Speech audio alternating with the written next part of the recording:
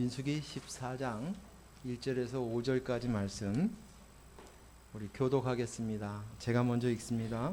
온 회중이 소리를 높여 부르짖으며 백성이 밤새도록 통곡하였더라. 이스라엘 자손이 다 모세와 아론을 원망하며 온 회중이 그들에게 이르되 우리가 애굽 땅에서 죽었거나 이 광야에서 죽었으면 좋았을 것을 어찌하여 여호와가 우리를 그 땅으로 인도하여 칼에 쓰러지게 하려 하는가? 우리 처자가 사로잡히리니 애굽으로 돌아가는 것이 낫지 아니하랴. 이에 서로 말하되 우리가 한 지휘관을 세우고 애굽으로 돌아가자 하매 같이 읽습니다. 모세와 아론이 이스라엘 자손의 온 회중 앞에서 엎드린지라. 아멘. 오늘 설교 제목은 원망입니다. 이 말씀을 통해서 우리가 조금 더 깊이 하나님을 더 인식할 수 있기를 바라는 마음으로 이 말씀을 정했습니다. 여러분, 하나님을 믿으면 내 인생이 잘 됩니까? 하나님을 믿으면 내 인생이 잘 됩니까? 이 땅에 있는 많은 사람들, 심지어 교회를 다니고 있는 성도들까지도, 교회 다니는 사람들까지도 최고의 관심은 어디에 있냐면 내 인생, 내 인생이에요. 예수를 믿어도 내 인생이고요. 바깥에 있는 사람들은 뭐 말할 것도 없죠. 다 내 인생. 하나님을 믿어서 내 인생이 잘 될까? 그거에 관심이 있어요. 하나님을 믿으니 내 인생이 잘 될 거야 하는 그 생각. 그것은 결국 뭐냐면 하나님 앞에 쓸 때도 내 이익을 생각하는 거예요. 자기에게 이익이 있느냐 없느냐. 이것은 우리가 사람과의 관계 속에서도 똑같아요. 그 사람과 어떻게 친해지고 관계를 맺고 싶고 하는 사람들을 보면 그 내면을 잘 들여다보면 내게 이익이 되는 사람, 내게 손해를 끼치는 사람. 그래서 결국 자기 인생, 자기의 이익이 무엇이냐에 따라서 결정나는 거예요. 그래서 하나님을 향해서도 그런 생각들이 있습니다. 내 인생의 이익을 생각하면서 하나님을 믿고 신앙생활도 봉사도 또 희생도 헌신도 합니다. 이 생각은 신앙이 들어오기 전에, 내가 예수를 믿기 전부터 이미 우리의 뇌의 사고체계에 이미 정착이 되어 있어요. 세팅이 되어 있었어요. 그 생각 사고방식으로 하나님께 나올 때도 똑같이 나온다는 것입니다. 내 인생의 이익의 여부에 따라서 하나님을 섬기는 것입니다. 자기를 희생하고 봉사를 한다, 이렇게 얘기하지만 이 말의 본심을 들여다보면, 우리 속에 있는 본심을 정직하게 우리가 대면하면 이것으로 인해서 사람에게 인정받는 것, 또 하나님께 보상받고 하나님 앞에 어떤 축복을 받고 상급을 받고 내 이익이 되느냐에 따라서 택한 결과일 뿐이라는 거예요. 이게 다를 바가 없는 거예요. 우리 눈에 보았을 때 희생이고 헌신이지만, 그래서 내 인생의 이익이 모든 일의 기준이 되어버립니다. 구약 성경에 등장하는 이스라엘 백성은 하나님께서 우리에게 보여주시는 그림자입니다. 그 그림을 보고, 그림입니다. 그 그림을 보게 하심으로 인해서 뭘 가르치려고 하냐면 실체를 보여주는 거예요. 그림자는 실체가 있어야 그림자예요. 그렇죠? 내가 실체예요. 만약에 내가 실체예요. 그 달빛이 비치면 그 비춰지는 거에 의해서 그림자가 갑니다. 근데 내가 걸어가고 있으면 그림자도 같이 걸어가는 것이고, 그림자가 움직인다는 것은 실체인 내가 걷고 있다는 거예요. 움직인다는 거예요.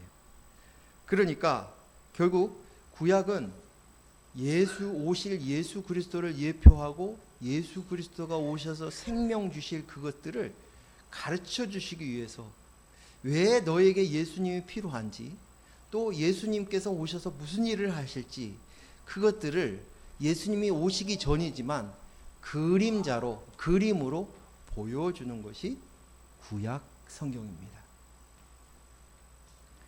이스라엘 백성들은 특별히 많은 민족이 있지만 하나님께서는 이스라엘 민족을 선택하셨어요. 그래서 이스라엘 민족, 특별히 이스라엘의 그 이름, 누구의 자손입니까? 이스라엘, 야곱. 야곱의 자손들로 아브라함, 이삭, 야곱이 있었지만 특별히 야곱, 이스라엘의 자손을 통해서, 그 혈족을 통해서 하나님께서 우리의 모습을 보여주십니다. 오늘 본문에서도 보면 이스라엘, 야곱의 혈족들이 430년 동안 애굽에서 살고 있다가 이제 출애굽에서 그 많은 이스라엘 백성들이 200만 명이 넘는 백성들, 많은 숫자가 이제 출애굽하여 가나안 땅을 향하기 위해서 광야를 지나고 있는 상황입니다. 그들은 각각 개개인이 있지만 개개인의 모습이 아니라 그 개개인이 한 덩어리, 한 연대, 한 공동체의 모습을 보여주는 것으로 우리는 보아야 합니다. 그래서 한 개개인의 모습을 보기보다 그 속에서 하나님께서 우리에게 보여주시고자 하시는 실체가 무엇인가, 이것에 관심을 기울이고 보아야 되고, 그 이스라엘 백성들이 하는 행태들을 보면서 지금 이 말씀을 듣고 있는 하나님의 백성이 된 내가 나에게 뭐라고 말씀하시는가를 캐치할 수 있는, 알 수 있도록 하나님께서 우리를 인도하십니다. 그러니까 우리가 정신을 바짝 차려야 돼요. 내가 나야 하면 그것이 안 보일 것이고, 그리스도의 영이 나입니다 라는 내 실체를 인식하고 있으면 그것이 눈에 보여지는 것입니다. 특별히 이스라엘 백성들은 굉장한 연대의식이 있었어요. 공동체로서. 그것은 아주 중요한 것입니다. 왜냐하면 그 공동체가 아니면 이스라엘 백성들은 망하거나 죽을 수밖에 없기 때문입니다. 그래서 똘똘 묻은 연대의식이에요. 이스라엘이 이렇게 이 연대의식을 갖는 데는 두 가지의 기준이 있어요. 이게 뭐냐면 그 야곱의 한 피, 한 아버지에서 나왔다는 거예요. 그 DNA, 아버지의 DNA를 받았다는 거예요. 혈족으로 이루어졌다는 공동체예요. 우리가 같은 그 이삭이 아니라 야곱의 한 가족이라는 것이에요. 두 번째는 뭐냐면 이익 공동체예요. 자기가 얼마나 이익을 주나. 우리의 인본으로 가지고 있는, 인생을 살고 있는 사람들은 모두 다, 내 나라를 가지고 있는 사람 누구나 가지고 있는 이 이익에 따라서 움직여지는 행태라고 볼 수 있습니다. 이것을 조금 더 이해를 쉽게 하기 위해서 일본 얘기를 조금 하려고 합니다. 언젠가 제가 TV에서 어떤 교수님이 일본에 대해서 설명을 하는데, 일본에서 행하는 이지메와 그리고 우리나라에서 하는 왕따의 차이점에 대해서 설명을 하는 거예요. 우리가 두 가지는 다 똑같이 따돌림이에요. 그런데 그 내용을 들여다보면 전혀 다르다는 거예요. 한국에서 말하고 있는 왕따는 개인이나 몇몇의 사람들에 의해서 이렇게 따돌림을 당하는 그런 것이라는 거예요. 그러나 일본 같은 경우는 공동체에서 따돌림을 하는 것이 이지메라는 거예요. 전체 공동체 안에서 똑같아야 되는데 이 공동체에 벗어나면 이지메를 가하는 거예요. 그래서 이것은 굉장히 그 수준이 굉장히 무섭고 두려운 일이란, 이지메를 한번 당하면 일본에서 얘기하고 있는, 이렇게 하게 되어지는 이유는 뭐냐, 뭔가를 그 설명을 해요. 일본에서는 유치원에 학부모 모임을 가면 똑같은 드레스 코드를 입어야 된대요. 가령 예를 들어서 보통 검은색의 스커트를 입고 검은색 옷을 입고 하얀색 이제 그 스타킹을 신고 이런 코드가 있대요.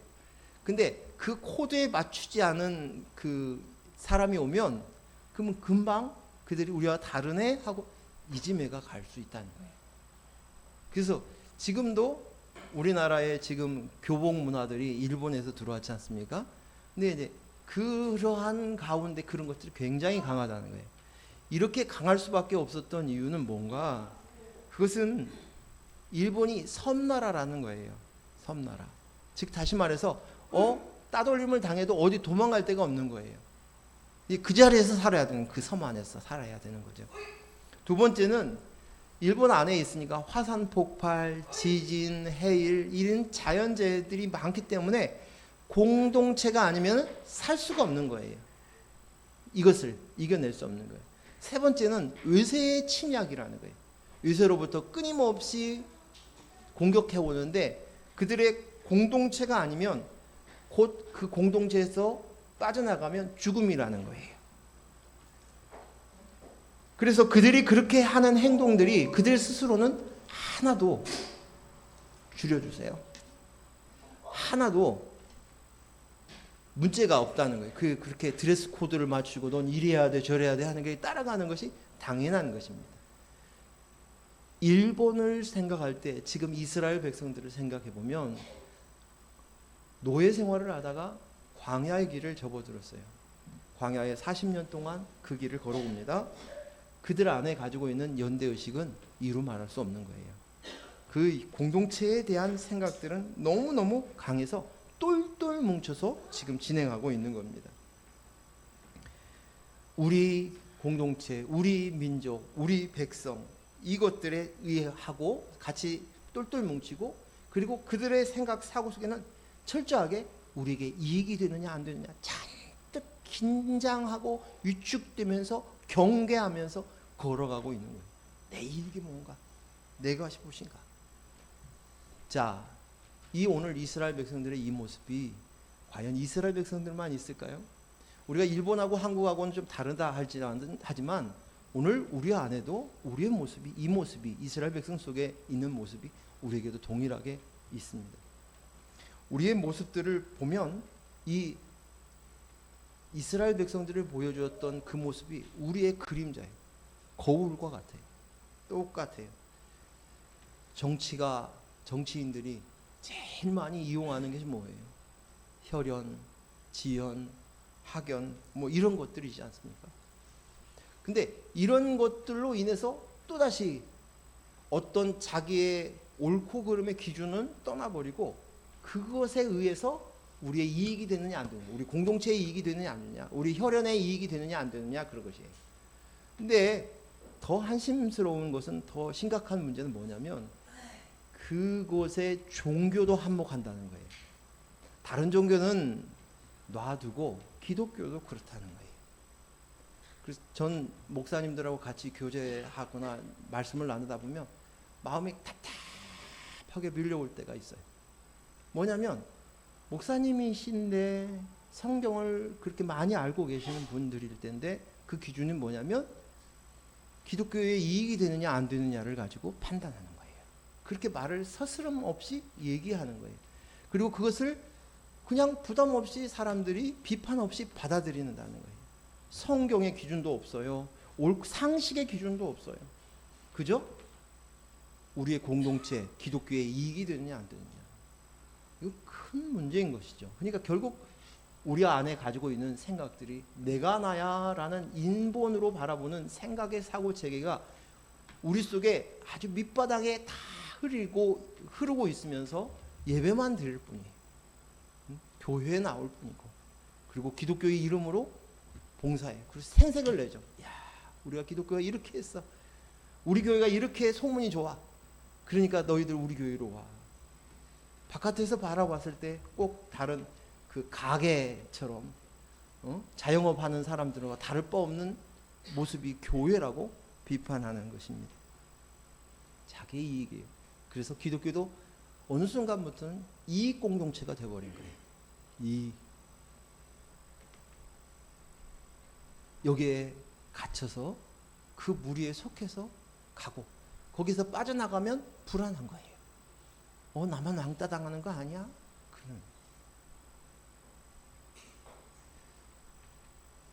지난주에 우연찮게 암투병하는 한 분을 만났습니다. 그런데 그분이 지금 암투병, 심각한 암투병 중이셨어요. 말기 암이신 것 같아요.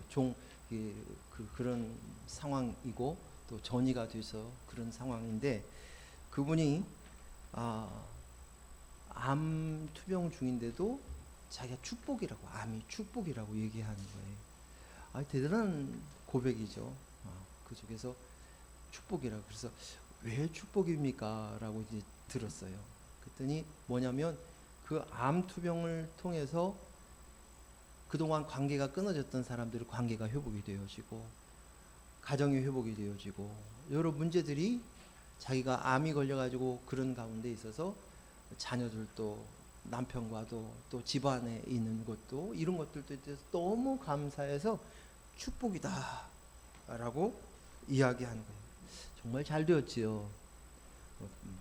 역설적이죠. 암인데 역설적이죠.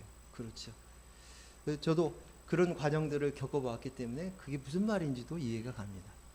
근데 여러분, 정신을 바짝 차리고 확실히 해둘 것이 있어요. 그것이 축복입니까? 축복에 대한 기준을 잘 생각해 보세요. 그게 축복입니까? 그것들은 정말 축복으로 가는 이정표는 될 수 있어요. 방향을 가르쳐주는, 축복을 향해 가는 이정표 역할은 할 수 있지만 이것이 축복은 아닙니다. 그렇다면 축복은 무엇입니까? 축복은 무엇일까요? 내가 생명이 있는 자가 되는 것. 생명이 있는 것. 내가 암투병을 통해서 사람의 소중함도 알고 또 사람의 존재도 깨달았어요. 그러면서 뭐냐면 내가 누구인지를 아는 거예요. 내가 피조물이구나. 그 말은 뭐예요? 창조주가 계시는구나. 나를 만드신 창조주가 계시는구나. 이 인식을 깨달으면서 생명의 존재에 대해서 깨달아가요. 아는 거예요. 응? 진정한 생명이 무엇인지를 깨닫는 거예요. 육신의 생명이 아니라, 육신의 호흡이 있는 것이 생명인 것이 아니라 내 안에 그리스도의 영 성령이 내 안에 거했을 때 생명이 있는 자가 된다고 성경에 말씀드린 이것, 너는 성령이 거하는 전이다, 성전이다, 너희가 알지 못하느냐? 내가 너를 값으로 샀다라고 말씀하셨던 이 말씀들이 인식이 되어야 되는 거예요. 그렇구나. 이것은 때가 되면 그렇구나. 사라질 흙이구나. 먼지구나. 인식이에요. 생명을 얻게 되는 그것이 바로 축복이에요. 축복. 축복의 영어 단어가 blessing이에요. blessing. 근데 이 blessing은 축복이라는 뜻도 있고 하나님을 찬양한다라는 뜻도 있어요. 이 blessing이. 근데 blessing의 이 단어가 어디에서 들어온 거예요? 피라는, blood라는 단어에서 온 거예요. 그래서 피가 있는 중, 피가 blessing, 피가 예수 그리스도의 보혈이 그 가운데 흐르는 이가 축복이라는 거예요. 이게 진짜 축복이라는 거예요. 즉 다시 말해서 예수 그리스도의 보혈로 인해서 예수님의 영이었던 그리스도의 영이 우리 속에 있는 거예요. 예수님의 그리스도의 피로 인해 우리가 정결케 되고 깨끗하여져서 이제 그리스도의 영이 들어올 수 있게 되어지는 거예요. 거룩하지 않으면 거룩한 하나님의 영이 들어올 수, holy 그러잖아요. Holy Spirit 하잖아요. 거룩한 영이에요. 그 영이 들어올 수 없는 거예요. 그래서 보혈이 흘러요. 축복, 생명이 있다는 것이. 이 말은 즉 다시 말해서 하나님 앞에 내가 존재가 되었다는 거예요. 이제 비로소 존재가 된 거예요. 전에는 이게 그릇이었어요. 근데 여기에다 물을 담았어요. 커피를 담았어요. 커피 잔이 되었어요. 존재가 된 거예요. 우리가 그릇이었어요. 비어 있었어요. 근데 비어 있는 이곳에 성령이 비로소 차지했어요. 그래서 성령이 된 거예요. 우리는 보석함이었어요. 근데 보석이 들어오니까 보석함과 같이 보석이 된 거예요. 같은 존재가 된 거예요. 하나님 앞에 우리가 존재가 되었다. 이것이 진짜 참 축복인 거예요. 하나님이 보시는 성경이 말하고 있는 축복의 기준이 바로 이거예요. 이것 말고는 아무것도 아니에요. 내가 잘 됐어요. 내가 성공했어요. 내가 취업을 했어요. 내가 합격을 했어요. 내가 건강해졌어요. 이것이 축복이 아니라 이것은 내 인생에 있어서 좋은 일이에요. 좋은 일. 잘 됐어요. 잘 됐어요. 그러나 진짜 축복은 그것들을 통해서 생명 있는 자가 되는, 생명을 얻는 것이 진짜 축복이라는 것입니다. 그냥 내 인생에 보기에 좋은 것, 그래요. 그 좋은 것이면 좋은 것이죠. 근데 그 이상도 아닌 거예요. 그 다음 단계인 생명의 존재라는 인식들이 우리 속에 들어와야 되는 것입니다. 영적인 DNA, 성령이 내주하여서 나와 하나 되어 연합되는 거. 아들의 영, 예수님의 아들의 영이 내 안에 들어와서 아들이 되어진, 아, 하나님이 아버지시군요. 내가 아들이군요.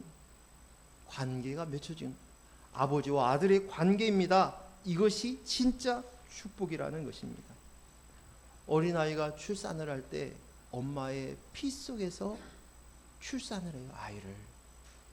이처럼 우리가 이 땅에서 태어나는, 거듭난 새로운 피조물로 태어나는 것은 예수 그리스도의 보혈, 그 피 속에서 엄마의 피처럼 출생하는 거예요.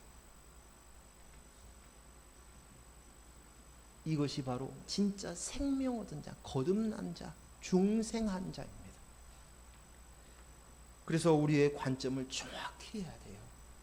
이 관점을 정확히 알고 있어야 되는 거예요. 그렇다면 여러분은 축복받은 자입니까? 대답이 없어. 여러분 축복받은 자입니까? 근데 왜 여러분 평소 때 잘 안 웃습니까? 에? 왜 인상 씁니까?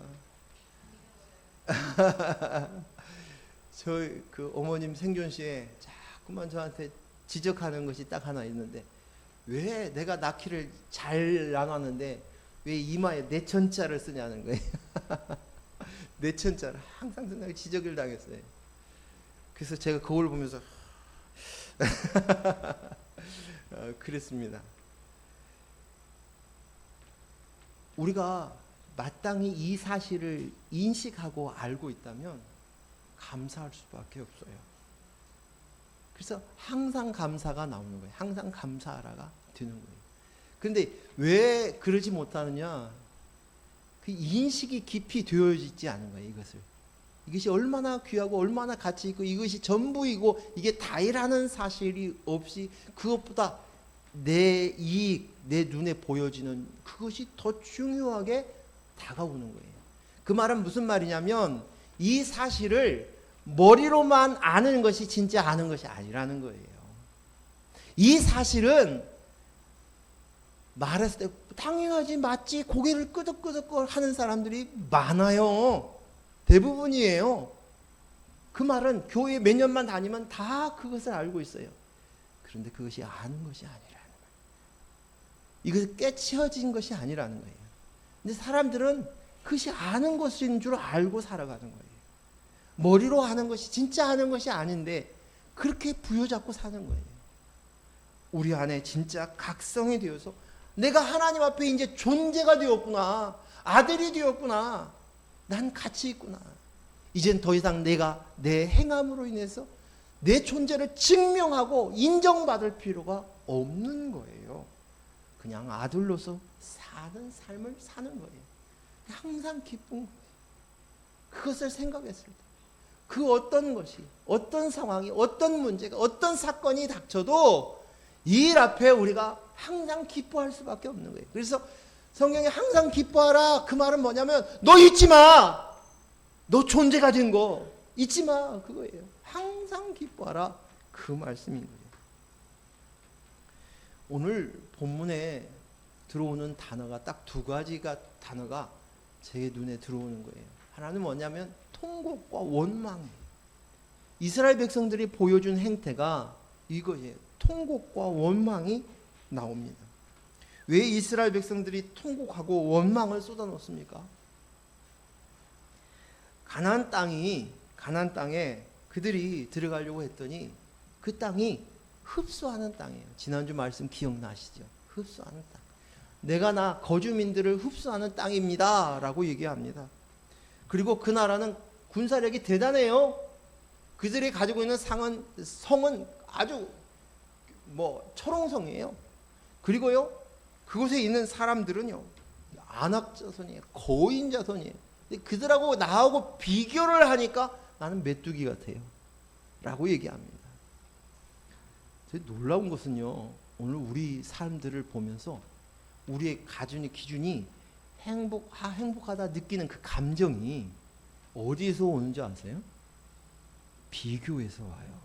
비교에서. 그냥 그 자체로 인해서 기쁘다 그것이 아니라, 저 사람은 안 그러네, 난 이러네, 저 사람은 저런 일이 어려움을 당하는 난 안다, 감사하다, 기쁘다. 감정이 그때 올라오는, 비교하면서 나오는 거예요. 지금 이들이 인본의 생각들을 가지고 있는 사고방식의 틀을 그대로 보여주는 거예요. 그들과 내가 비교해 보니까 난 그동안까지 괜찮았어요. 거울 보면서 이 정도면 괜찮지 뭐 하는데, 아주 잘생긴 아이돌이나 그들하고 내가 보여지니까 나는 왜 이럴까? 내 코는 왜 이 모양일까? 내 눈은 왜 이럴까? 그러고 있는 거예요. 인본으로 봤을 때 그 비교하는 거예요. 그들이 봤을 때 이스라엘 땅은, 그 가나안 땅은 흡수하는 땅이에요. 모르 땅이에요. 삼키는 땅이에요. 자신들의 인생에게 아무 이익이 없어요. 그곳에 가면 내가 나야 하는 내 인생이 망할 것 같은 거예요. 큰일 났다는 생각이 들어가는 거예요. 그러자 그들이 통곡하기 시작하는 거예요. 나 망했구나. 나한테 내가 이렇게 어렵게 힘들게 애굽에서부터 여기까지 나왔는데 이제 망하게 되었구나. 통곡하는 거예요. 통곡하다가 그들이 뭘로 가냐면 원망으로 가게 됩니다. 애굽으로 그들이 하는 말이, 차라리 애굽으로 돌아가자. 이 광야에서 저들에게 죽거나 또 굶어 죽어서 독수리밥이 되는 것보다는 우리가 다시 애굽으로 가서 노예 생활하는 것이 더 낫다. 참 기가 막힌 이야기를 하는 것이에요. 내가 나야가 죽게 됐다고 울고 있는 모습. 내가 나야가 죽으면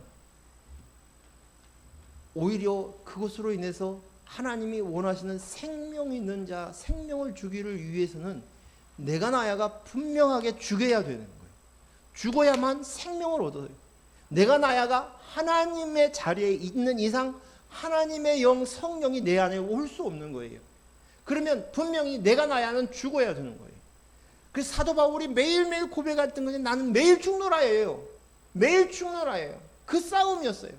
그거는 어떻게든지 교회를 부흥시키리라, 어떻게 변화시키리라, 그게 아니라 그의 진정한 고민은 그러한 일들도 하고 열심히 도구로 사용되어졌지만 내가 죽는 것이었어요. 왜? 그래야 내 안에 그래도 영이 사니까요. 이것이 그의 고민이었어요. 근데 오늘 가나안 땅이 그 내가 나야를 죽이는 땅인 거예요. 그래서 반면에 생명의 관점으로 이것으로 보았다면 이만한 땅이 없는 거예요. 가장 최적의 장소인 거예요. 광야와 산골짜기 되어서 젖과 꿀을 통해서 하나님이 주시는 그 은혜로만 살 수 있는 거예요. 하나님이 주시는 비가 있을 때 꿀이 있는 과일들이 있고 거기에 있는 짐승들을 통해서 젖을 취할 수 있고 하나님의 은혜로만 살아가는 것이 진짜 축복이고 내가 나야가 죽는 것이니까 이건 감사할, 역설적으로 그들의 눈에 봤을 때는 애굽 땅이 정말 좋은 땅이고 가나안 땅은 너무 험악한 땅이고 자기가 어울리지 않은 땅인 거예요. 근데 하나님은 그 길로 인도하신 것이에요.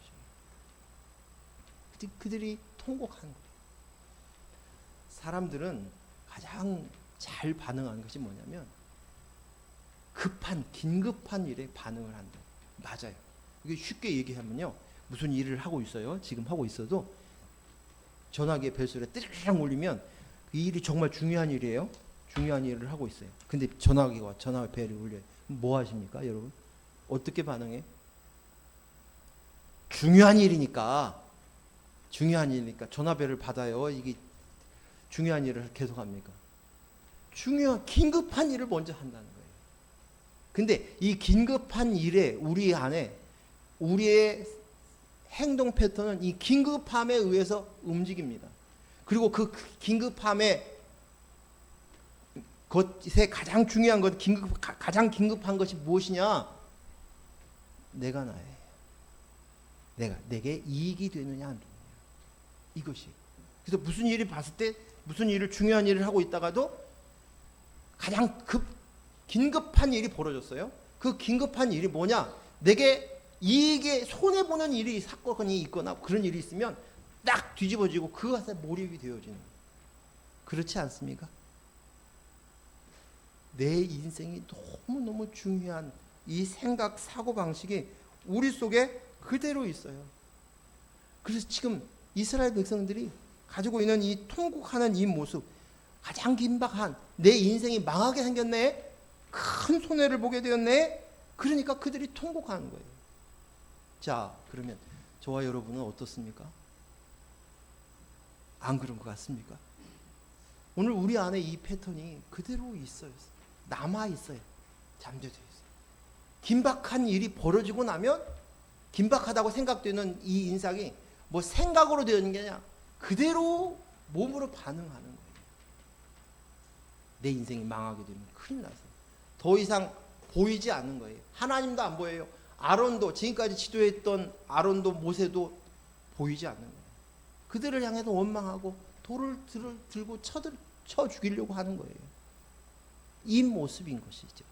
우리 안에 얼마나 깊숙이 박혀져 있는 내가 나야 자기 인생의 이익에 의해서 움직이는 우리의 모습들을 그대로 보여주는 것이에요.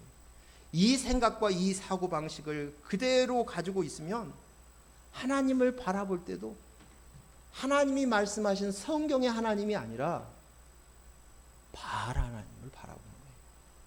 자기 인생의 이익이 되느냐 안 되느냐, 그 바알 하나님, 금송아지 하나님, 그거예요. 내 인생을 풍요롭게 해주는 것이 하나님이다. 그것은 그들이 만든 우상이에요. 하나님이라고 얘기하지만 금송아지를 보고 하나님이라고 얘기하는, 경배하는 그 모습과 다를 바 없는 모습인 것입니다. 이 통곡이 변해서 원망으로 쏟아집니다. 2절 한번 읽겠습니다. 시작. 이스라엘 자손이 다 모세와 아론을 원망하며 온 회중이 그들에게 이르되 우리가 애굽 땅에서 죽었거나 이 광야에서 죽었으면 좋았을 것을. 아멘. 이 원망하다는 이 말을 이렇게 제가 영어 성경을 봤더니 grumble against라고 이렇게 단어 수고로 이렇게 연결되어 있더라고요. 이 원망하다, 불평하다는 거예요. 누구를 향해서? 모세와 아론을 향해서. 모세와 아론을 향해서가 아니라 사실은 하나님을 향해서죠. 근데 이 원망하다는 이 단어를 제가 이 이스라엘 백성들이 광야로 옮겨가는 가운데서 썼던 단어가 몇 번이나 출애굽기, 레위기, 민수기, 신명기 이곳에 세어보니까 출애굽기만 해도 7번, 민수기에는 11번, 그 다음에 신명기에도 여호수아에도 한 번씩 있어요. 그런데 이 원망하는 이들의 결과가 어떻게 되었는지 아세요? 하나님을 향해서 원망이에요. 그랬더니 하나님이 어떻게 원망하는 그들을 어떻게 해요? 광야에서. 그래. 끔찍하지만 하나님이 원망했다고 죽이는 거예요. 그래서 분명히 죽일 때마다 그들이 원망하기에. 그러니까 이 원망이 쉬운 단어가 아니에요. 제가 이렇게 이 이야기를 하는 것은 이 원망에 대한 생각 속에서 여러분의 인식을, 인본적인 인식의 이 뿌리를 정확하게 직시하고 이것을 끄집어내서 여러분의 인생 가운데 이것이 덜어내면 그만큼 하나님의 나라가 확장되기 때문이에요. 그래서 지금 이 이야기를 조금 하려고 하는 거예요. 민수기 14장 29절 30절 읽습니다. 시작. 너희 시체가 광야에 엎드러질 것이라. 너희 중에 20세 이상으로서 계수된 자 곧 나를 원망한 자 전부가 여분네의 아들 갈렙과 눈의 아들 여호사 외에는 내가 맹세하여 너희에게 살게 하리라 한 땅에 결단코 들어가지 못하리라. 아멘. 지금 원망하는 자를 어떻게 되는 거예요? 원망하는 자들을 향해서 결국은 죽음이다. 가나안 땅 입성을 거부한다라고 얘기합니다. 넌 받을 자격이 없다는 거예요. 죽음이라는 거예요. 너에겐 죽어야만 들어갈 수 있는 거예요. 죽어야 돼.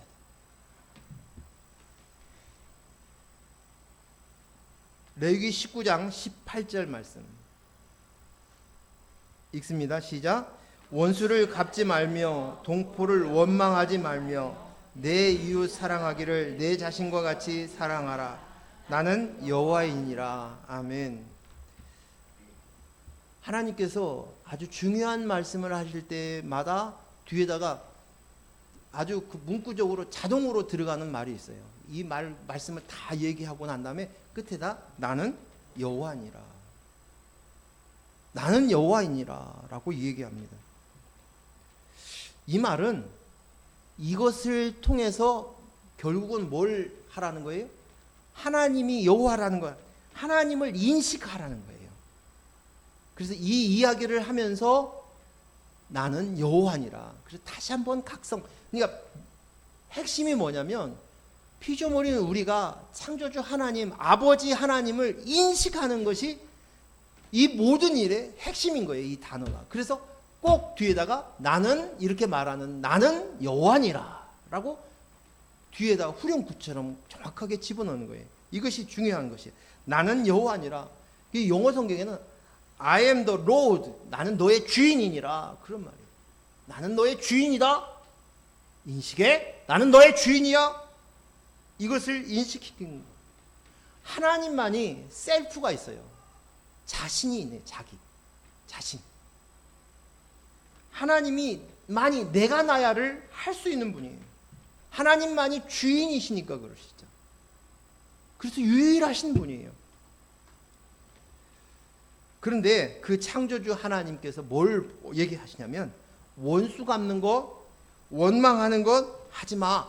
그리고 내 이웃을 사랑하기를 내 자신같이 사랑해 라고 얘기하시면서 나는 여호와니라 라고 얘기합니다. 사랑은 존재예요. 존재가 되는 거예요. 존재가. 어떻게 존재가 되죠? 아들의 영이 내 안에 도였어요. 하나님과 아버지와의 관계가 아들의 영이 되어진 예수 그리스도의 보혈로 십자가를 통해서 얻어진 거예요. 그래서 우리가 아들이고 아버지와의 관계가 맺어진 거예요. 그래서 아버지 앞에 내가 존재가 된 거예요. 무슨 말씀인지 알겠어요? 하나님 앞에서 여러분 존재가 된 거예요. 아들의 영이 있어요. 있음으로 인해서 존재가 되었구나 하나님 앞에서. 그리고 이제 하나님을 막연하게 봤던 바알 하나님을 섬겼던 우리가 하나님이 내 아버지시구나. 하나님이 이제 비로소 하나님을 알아보는 거예요.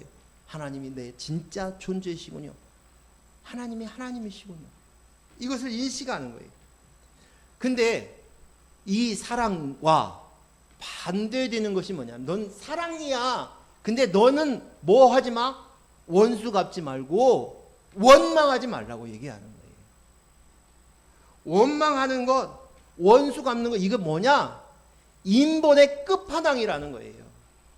그래서 원망하는 자들을 죽인 거예요. 내가 나야를 가지고 있는 이 인식의 끝판왕이 원망이고 원수 갚는 이것이기 때문에 이거 내가 거둘 수 없어. 용납할 수 없어. 너는 사랑해. 존재가 돼야 돼. 너 자신을 그러니까 이 뭐냐면 내 이웃을 내 몸처럼 사랑하라는 말씀을 하는데 사랑할 때 나처럼 사랑해 이 말이 내가 나를 사랑하는 것처럼 이웃도 내 몸처럼 생각하면 사랑하라는 얘기잖아요. 근데 이 말의 진짜 의미는 뭐냐면 내 안에 그리스도의 영이 있는 것 알지? 이 존재가 된 사람만이 상대가 그리스도의 영이 있는 것을 볼 줄 아는 거예요. 그것이 사랑이라는 이웃 사랑이라는 거예요. 사랑. 지난주에 우리 아이하고 같이 모처럼 커피숍에서 그 이제 교제를 좀 했어요. 너무 좋더라고요. 물론 다른 분하고도 교제하는 것도 좋지만, 근데 그 주제가 뭐였냐면 원망이었어요. 원망이라는 주제를 가지고 이야기를 나누고 많이 공감을 했습니다. 그래서 사실 그 대화하면서 오늘 말씀 주제를, 지난주에 사실은 이 부분을 딱 띄워놓고 얘기했어요. 주제가 갈릴 수 있어서 빼놓았던 것이죠. 근데 이 원망이라는 것인데, 원망은 자기의 실패나 자기의 뜻대로 되지 않았을 때, 자기가 생각했을 때 망했어 하는 이 일들을 할 때 그 원인을 누군가에서 찾는 거예요. 그 원인을, 자기가 피해를 봤다. 내 이익을 잃어버렸다. 이익이 없다. 아니면 손해를 봤다. 이 피해 의식을 다른 사람한테 전가, 그 이유가 다른 사람한테 전가를 시킴으로 인해서 반대로 뭐냐? 대신 내가 나야를 보호하는 거예요. 무슨 말씀인지 알겠어요? 오히려 나를 보호하기 위해서, 나는 괜찮은데 너 때문에 그랬어, 그런 이야기를 함으로 인해서 내가 나야는 괜찮은 사람이었는데 나는 책임이 없어. 근데 네 책임 때문에 내가 이렇게 되었어 라는 생각이 있는 거예요. 이게 원망이에요. 모두 다 자기 이익이에요. 이 기준이. 그래서 제일 많이 하는 것이 뭐냐? 엄마 때문이에요. 아빠 때문이에요. 자녀들 보면 이 말 그냥 자연 가르쳐 주지도 않았는데 그런 얘기를 달고 살아요. 어린 아이들이. 엄마 때문이야, 아빠 때문이야. 인본으로 가지고 있는 이것들이 태생이 인식이 안 되어 있으니까 그냥 자연스럽게 나오는 것이죠. 물론 이제 살다 보면 친구 때문이야, 뭐 다른 이유도 있을 수 있지만 남편 때문이야. 그런 소리 많이 했죠. 남편 때문이야. 아내 때문이야. 제가 그 20일 금식을 했었잖아요. 기도원에 들어가서 교회 개척하기 전에. 그랬더니 40일 금식하고 있는 목사님을 만나는데, 그분이 하는 얘기를 하는데, 이제 앉아서 잠깐 교제를 하는데 힘도 없는데 말이죠. 그분은 말씀도 잘 하시대. 저보다 더 많이 금식을 하고 있는데 주저리 얘기하는데, 그분이 뭘 회개를 하냐면, 목회가 안 되는 것도 부인 탓, 뭐 무슨 문제만 생기면 부모 탓, 그렇게 부인을 원망했다는 거예요. 근데 그것이 이제 깨달았다는 거예요. 그래서 부인한테 너무 미안하다는 얘기를 저 앞에서 주저리 얘기를 하는 거예요. 교회를 개척해서 얘기하는. 그렇게 해야 나를 지킬 수 있다는 생각이 있는 거예요. 근데 이것이 점점 되면, 누구 때문이야가 점점 지나다 보면 피해의식에 사로잡혀요. 피해의식. 그 피해의식이 사로잡히고 스스로 자기 문을 닫아요. 그리고 굴 속에 들어가 버립니다. 이 원망이, 작은 원망으로 시작했던 그 원망이 나중에는 내가 스스로 상처를 새기는 거예요. 내 안에다가. 누구 때문이야 라는 상처로 되어지는 거예요. 그래서 그 상처로 살아가는 거예요. 인생을. 자기 인생을 망가뜨리는 거예요. 여러분, 냉정하게 얘기합니다. 상처 준 사람이 문제입니까? 상처를 받은 사람이 문제입니까? 예? 이지용 권사님은 고수라서 그렇게 얘기를 하시는 것 같아요. 사람들 보편적으로 얘기하면 상처 준 사람이 문제라고 얘기를 해요. 근데 냉정하게 보십시오. 상처 받은 사람이 문제인 거예요. 뭐냐? 그 말을 되었을 때 그 상처를 내가 수납해버린 거예요. 내가 받아들인 거예요. 그래서 새기는 거예요. 난 그리스도용으로 납니다라는 이 사실들을 인식하지 못하고 있으니까 남들이 하는 하찮은 말들, 지나가면서 자기 감정의 쓰레기들을 쏟아내면 그것을 가져가 그대로 내가 받아들여가지고 마음속에 놓아두는 거예요. 이게 상처라고 남겨놓는 거예요. 누가 문제입니까? 더 문제입니까? 두 개 다 문제가 있지만 누가 더 문제입니까? 네?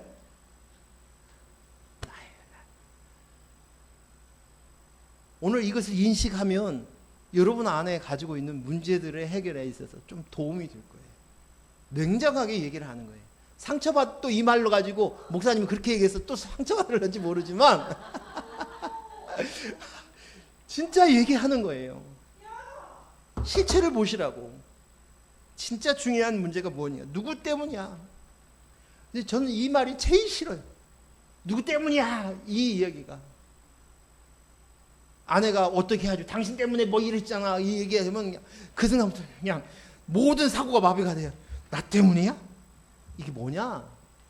두 가지가 다 문제인 거예요. 그 사람도 원망하는 그것으로 인해서 나 때문, 당신 때문이야. 이 인본의 끝판왕일 뿐만 아니라 내 안에 그 말을 듣고 그대로 받아들여가지고 또 내가 사고가 마비가 되는 거예요. 그러면 뭐예요? 똑같은 거예요. 그리스도 영으로 납니다. 이렇게 깨어있지를 않으니까 그것으로 인해서 또 반응하여 뭐 내 책임이야. 서로가 책임 공방을 하는 거예요. 그게 부부싸움 하는 거 아니겠어요? 다투는 거예요. 제가 장애 아이들과 지적 장애인들하고 같이 시간을 보냈는데 그 아이들이 지적 수준이 어린아이 수준이에요. 조금 나은 애들은 한 뭐 10살 넘지 이 정도 되고 그러지 못하면 7살, 8살 나이 지적 수준이에요. 그러니까 일도 할 수 있는 거죠. 근데 그 아이들이 뭐 하면서 반응이 꼭 어린아이처럼 누구 때문이야? 누구 때문이야? 선생님 때문이에요. 누구 때문이에요? 그러는 거예요. 그래서 제가 그럴 때마다 정색을 해요. 누구 때문에가 아니야! 애들이 깜짝 놀라. 누구 때문이 아니야. 인식하라는 거예요. 그거 누구 때문이 아니라는 거예요. 그것으로 인해서 내가 손해봤다, 이익봤다, 인본의 끝판왕에 있으니까 손익계산을 하면서 누구 때문이야로 원망으로 간다는 것이에요. 그래서 우리는 내 뜻대로 할 수 없고 내 뜻대로 되지 않았을 때, 내 계획대로 되지 않았을 때 그 생각, 철저히 자기 인생, 내 나라, 자기 중심으로 봤을 때 그것으로 인해서 나와지는 쏟아지는 것이 원망과 불평이라는 거예요. 그거 하지 않으면 자기가 못 견디니까 누군가 찾는 거예요. 그래서 그렇게라도 해서 나를 보호하고 싶어 하는 것이에요. 응? 하고 하는 거예요. 우리가 부모를 향해서 끝없이 원망했던 거 하나님 앞에 회개해야 할 문제예요. 나도 모르는 사이에 그랬던 것이죠. 근데 자식이 원망하면 부모는 그래서 또 못이 박혀요. 못 박힌 사람도 못 박혀 있는 사람도 회개하시기 바랍니다. 똑같아요. 장로님 회개하십시오. 제가 원망했던 거 있으면 똑같다는 거예요. 인본의 끝판왕이라는 것입니다. 전 가끔 사람들이 이런 생각들이 사람들이 이걸 먹으면 이 건강식품들을 주기적으로 먹으면 당신 수명이 늘어난다고. 또 운동을 이렇게 하면 당신이 장수할 수 있다고. 이렇게 이야기를 하면서 그것을 홍보하고 이 얘기하고 자랑하는 걸 봤어요. 근데 저는 그 얘기를 들 때마다 헛웃음이 나와요. 사람이 죽고 사는 것이 내가 운동을 많이 해서 내가 음식을 잘 먹어서 그래서 그것이 그 시간이 결정되던가요? 생사는 하나님의 손에 있어요. 하나님의 시간이에요. 하나님의 주어진 시간만큼 우리가 사는 거예요. 그건 하나님의 주권이에요. 단지 우리가 운동을 하고 식단을 개선하고 하는 이 모습은 내가 하나님의 주어진 시간 가운데 우리가 건강하게 살기 위해서 아프지 않기 위해서 노력하는 것일 뿐이에요. 그렇죠? 정말 건강했던 그분이 하루아침에 하나님 때가 되니까 돌아가시는 분도 봤어요. 주권은 하나님의 주권이에요. 제가 왜 이야기를 하는 것인 줄 아시겠어요? 우리는 하나님의 섭리 아래 하나님의 주권 안에 있는 피조물이라는 사실을 알으라는 거예요. 내가 무슨 일을 당했어요. 내 이익에 어떤 문제가 생겼어요. 어떤 사고가 생겼어요. 근데 그것이 누구 때문이가 아니라 놀라운 하나님의 섭리 아래서 이루어졌다는 사실이에요.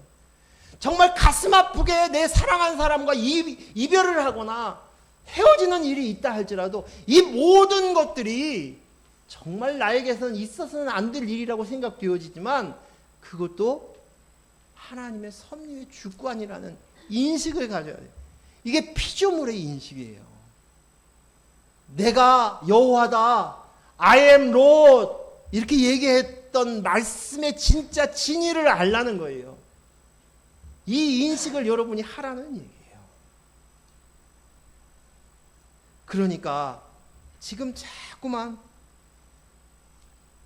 내 안에서 하나님의 주권, 하나님의 다스림 속에서 하나님이 우리에게 이루고자 하신 목적이 무엇인지를 모르는 사람들의 표현이 이 모습이라는 사실입니다.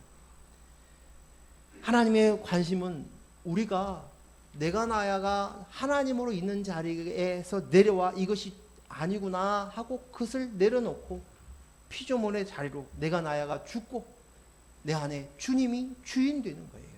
그래서 생명을 얻어야 성령이 내 안에 오셔서 연합되어야만 이것이 이루어지는 것이. 부모를 원망하면서 살던 어떤 분이 계셨어요. 근데 부모를 늘 특히 엄마에 대해서 뭐 이렇게 원망스러운 그런 마음들이 항상 있는데 평생도록 살아오는 거예요. 근데 그 마음을 어느 정도는 됐다고 생각이 되었는데도 항상 그것이 걸리는 거예요. 근데 그분이 얼마 전에 그 어머니가 돌아가셨어요. 돌아가시고 난 다음에 그분이 하는 얘기가 이렇게 얘기하는 거예요. 아, 이제 내가 엄마로부터 부모로부터 독립된 것 같다. 그리고 그때는 그렇게 어머니 살아있을 때는 내가 가지고 있었던 그 무거웠던 상처나 이런 원망스러운 그런 마음들이 그렇게 중요하게 여기더니 어머니가 돌아가시고 나니까 그게 대수롭지 않게 느껴지더라는 거예요. 뭘 얘기하는 겁니까? 뭘 얘기하는 거예요? 똑같은데.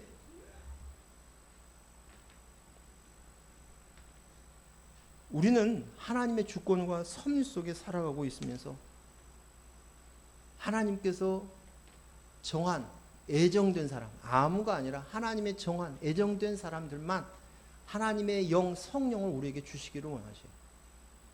아무가 아니라 하나님이 선택한 아들에게만 이 은혜를 주십니다. 그런데 이 놀라운 일을 통해서 하는 일에 있어서 부모도 사용할 수 있고 환경도 사용할 수 있고 어떤 사건과 문제를 통해서도 이 일들을 만들어 가시는 거예요. 하나님. 그래서 결국은 하나님의 목적을 이루어 가시는 것이에요. 그런데 도중에 이 일들 속에서 내 부모가 내가 사용되어졌어요. 그러면 그림자를 보고 그 그림자를 보고 원망하고 가슴에 뀌는 거예요. 근데 부모가 떠나고 나니까 그새서야 그림자였구나 인식이 오는 거예요.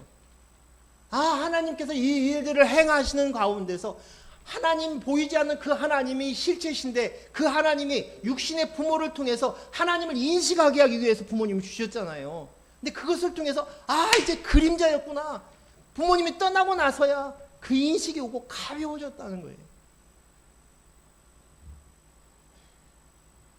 오늘 여러분 안에 이 말씀이 조금 도움이 되기를 원합니다.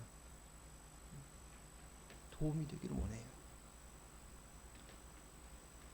우리가 이 세상을 살아가는 가운데 현실적인 문제에 있어서 물론 인과관계를 따져야 될 문제들도 있습니다.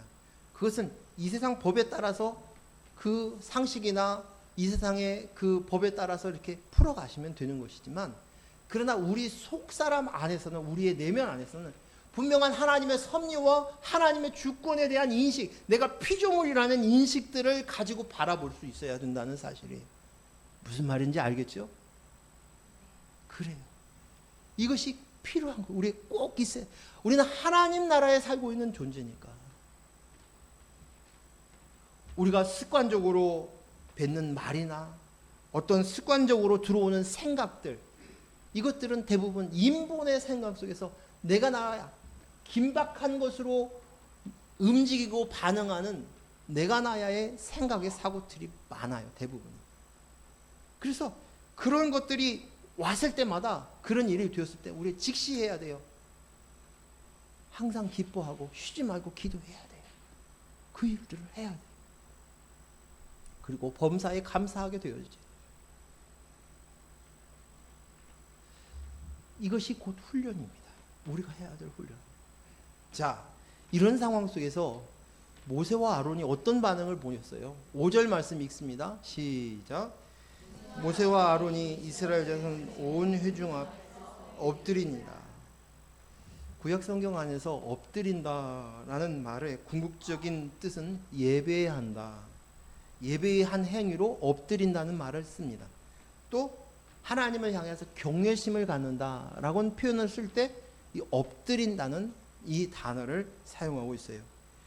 모세와 아론은 인본으로 인생을 생각하면서 원망을 쏟아낼 때 그리스도의 영이 나임나를 살고 있는 영생의 삶을 살고 있는 모세와 아론이 하나님께 그 순간에 엎드립니다. 그것은 하나님을 구하는 거예요. 하나님을 향하여 경외심을 보내는 거예요. 하나님께 예배하는 것입니다. 하나님의 임재를 감지하고 또 하나님께서 이후에 그 하나님이 어떤 심판을 내릴 것인가를 알면서 두려운 마음으로 경외하는 거예요. 이것이 지금 하나님 앞에서 모세와 아론의 행동이에요. 그들 앞에서 엎드린 것이 아니라 하나님 앞에서 엎드리는 것이에요. 그리고 후반에 보면 이제 하나님을 향해서 중보기도 하기 시작합니다. 창세기 17장 3절 말씀 읽습니다. 시작. 아브라함이 엎드렸더니 하나님이 또 그에게 말씀하여 이르시되 보라 내 언약이 너와 함께 있으니 너를 여러 민족의 아버지가 될지라. 3절 4절 말씀인데 3절 말씀 것 같아요. 근데 아브라함이 하나님 앞에 엎드렸어요. 그러자 하나님 말씀하십니다. 비로소 하나님과 나 사이의 관계, 우리가 온전하게 피조물로서 하나님을 알아보고 엎드림이 없이는 하나님의 음성을 들을 수 없어요. 하나님의 아버지이신 것을 우리가 인정하고 인식했을 때 비로소 되어지는 일들이에요. 또 똑같이 이스라엘 백성들에게도 그런 일이 벌어지죠.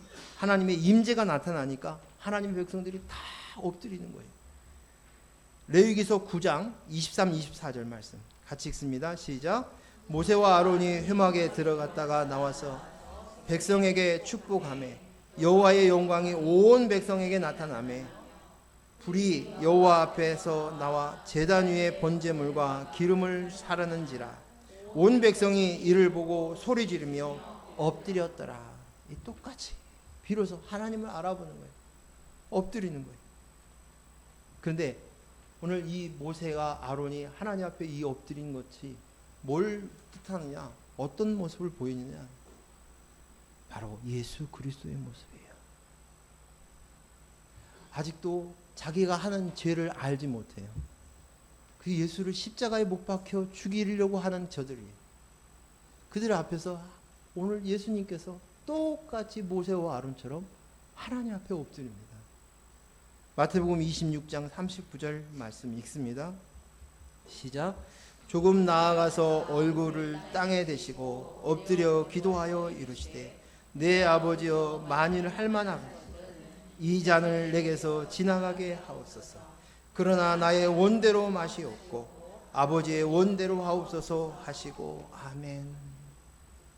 오늘 모세와 아론의 이 엎드림이 바로 예수님의 엎드림을 보여주는 거예요. 예수님께서 엎드려서 이제 기도합니다. 엎드려 기도합니다.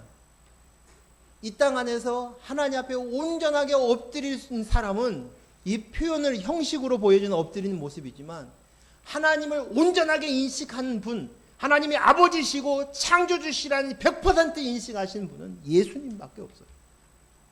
그 예수님의 인식이 들어오니 하나님 앞에 엎드리는 거예요. 그러면서 이야기합니다. 할 수만 있으면 이 잔을 내게서 지나가기를 원합니다. 인본을 가지고 이 똑같은 육신의 사람의 몸으로 들어온 예수님께서. 하지만 내 뜻대로 하지 마시고 아버지의 원대로 하옵소서. 아버지의 뜻이 그대로 이루어지기를 원합니다. 이것이 엎드림이에요.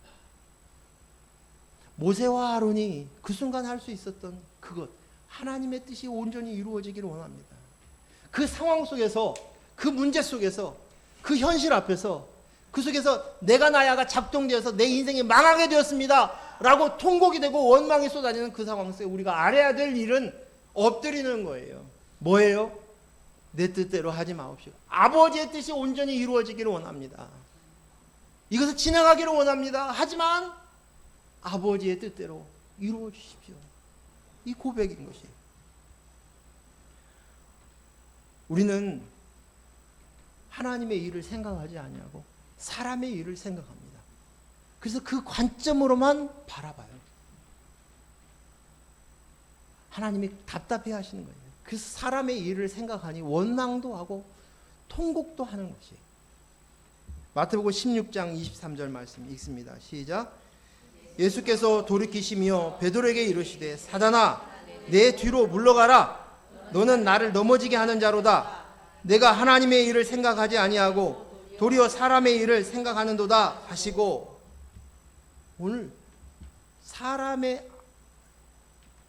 베드로의 생각 속에서 하나님의 일을 생각하고보다는 인본의 내 인생이 더 중요한 거예요. 예수님이 없으면 망할 것 같으니, 예수님이 나를 도와주셔야 되는데, 예수님을 통해서 이 나라가 회복이 되어야 할 텐데, 이 생각이 올라오는 거예요. 그래서 너는 사람의 일을 생각하지 말고 하나님의 일을 생각하라고 말씀하시는 거죠. 인생, 사람의 일을 생각하는 것, 그것은 사단의 생각이에요. 사단의 생각이에요. 우리는 영생을 사는 자입니다. 아멘? 영생을 사는 자예요. 그러니 영생은 그리스도의 영이 내 속에 계시고 주인 되시고 머리라는 것입니다. 나의 주체는 I am Lord. 나는 너의 주인이다. 주인이다. 그리스도의 영이 나의 주인입니다. 머리입니다.